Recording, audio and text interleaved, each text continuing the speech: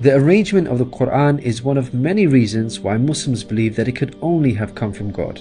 In fact, modern research has discovered a remarkable structure in the Quran known as ring composition. To demonstrate this, let's analyze the second chapter of the Quran known as Al-Baqarah, the cow. This chapter consists of a total of 286 verses. The entire chapter can be divided into 9 groups based on theme. The first group of verses talk about faith and unbelief. This mirrors the theme of the last group of verses. The second group covers God's creation and knowledge. This again mirrors the second to the last group's theme. The third group discusses the law given to the Israelites, which mirrors the giving of law to the Muslims in the 7th group.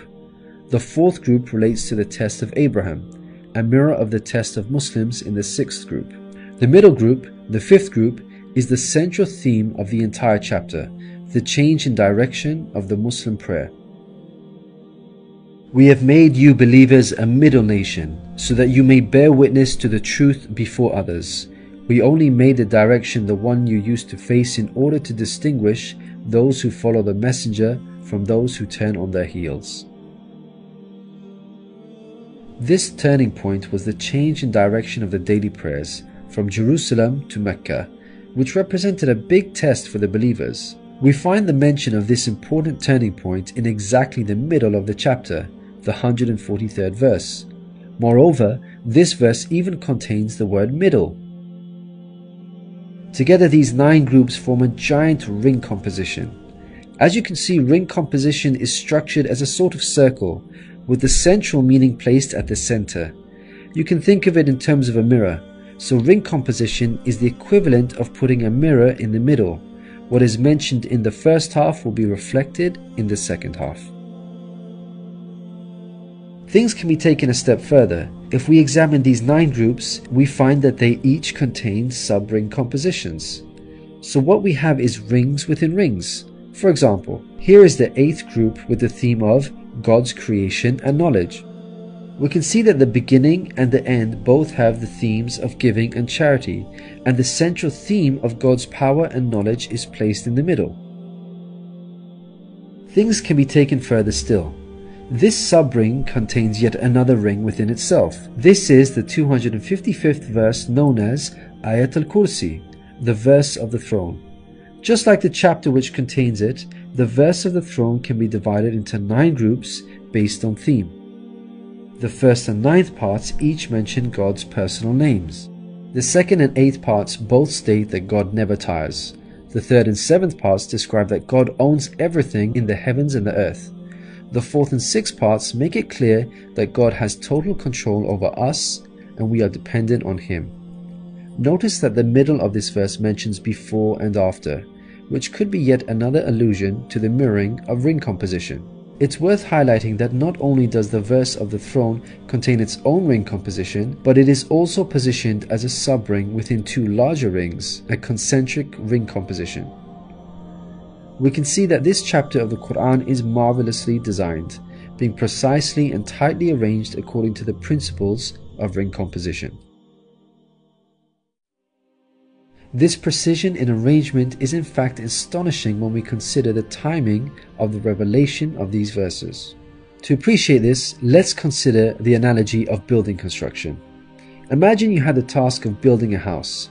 Rather than waiting until you receive all of the materials and then drawing up a carefully thought out design plan, you instead decide to proceed without complete knowledge of the constituent parts, constructing it piecemeal, adding to it bit by bit as and when you receive the individual materials.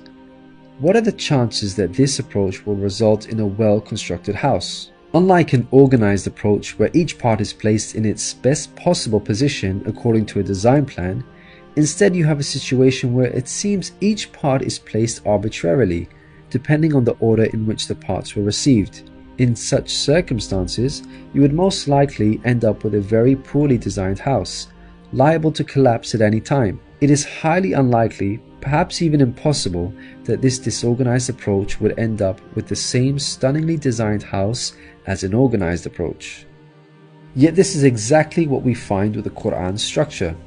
The builder in our example is the Prophet Muhammad, peace be upon him. The house that he began to build since its first verses were revealed to him is the Quran. The rooms and bricks in our construction example are its chapters and verses. He can never have a design plan in place for the Quran because the revelation of many of its verses depended on events that were out of his control, such as the social developments and challenges that he faced throughout his prophethood. For example, believers would come up to him and question him on a particular matter, or his enemies would challenge him. The responses in the form of revelation would then descend on him, addressing the specific situation that he was facing. How could Muhammad have devised such an intricate plan when he could not predict the events that would dictate the revelation of verses? Such an arrangement would have to be planned in advance, but this was not possible due to these events being out of his control. What this demonstrates is that the author was someone who could predict the future. Possessing knowledge of the unseen is a quality of God, not human beings. Some critics may point out that books prior to the Quran had this literary style, and therefore we cannot use this as an evidence for the Quran's divine origin. However, comparing the Quran to other books is like comparing night and day for many reasons. Firstly, Prophet Muhammad, peace be upon him, was not a poet, nor did he have any literary reputation. In fact, like many people at the time, he could not read or write. Secondly, most people would assume that the Quran is arranged chronologically, starting with the first revealed verse and ending with the final revealed verse. This is the order in which books are typically written, in a logical sequence starting with the beginning, then the middle, and finally the end. But the way the Quran was composed is unlike any other book. Al-Baqarah, the chapter of the Quran that we have covered, was not revealed starting with verse 1, followed by verse 2, then 3, and so on. Rather, its verses were revealed out of sequence over a span of many years and interspaced with the revelation of verses from other chapters. The Quran's unusual manner of revelation makes implementing ring composition much more difficult than conventional books. Thirdly, conventional books follow an editorial process by undergoing multiple stages of editing, which allows the author to gradually refine the text over time. However, the Quran did not undergo an editorial process. Prophet Muhammad, peace be upon him, would place the verses in their positions as soon as they were revealed to him. With each new verse, he would not go off and review what had been previously revealed to see where he can position them in order to maintain a ring structure. Rather, spontaneous revelation was immediately followed by the placement of the verse, its position fixed. When we look at the history of the Quran's compilation, there is not a single instance of a verse being moved around in order to make it fit a ring composition. Fourthly, achieving ring composition in conventional books is much more feasible as the author has complete control over the content, allowing them to plan their structure ahead of time. As we've already seen with the Quran, its content was circumstantial as it was tied to events that were out of the control of the Prophet Muhammad, peace be upon him, and therefore he could not plan a structure ahead of time. Fifthly, the Quran was first revealed as an oral recitation, not in written format. With written books, you can easily plan a structure because you can quickly and conveniently refer back to what you have written previously. But with a recited text like the Quran, the Prophet Muhammad, peace be upon him, would have had to rely on his memory in order to recall what was previously revealed, a much greater challenge. In light of all these difficult circumstances, wouldn't you expect the Quran's structure to be jumbled? What we find against all odds, however, is that the Quran contains a remarkably sophisticated structure. The circumstances of the Quran's revelation, together with its precision and harmony, represent a compelling argument for its divine origin. Your companion is neither astray nor being misled, nor does he say anything of his own desire. It is no less than inspiration sent down to him. He was taught by one mighty in power.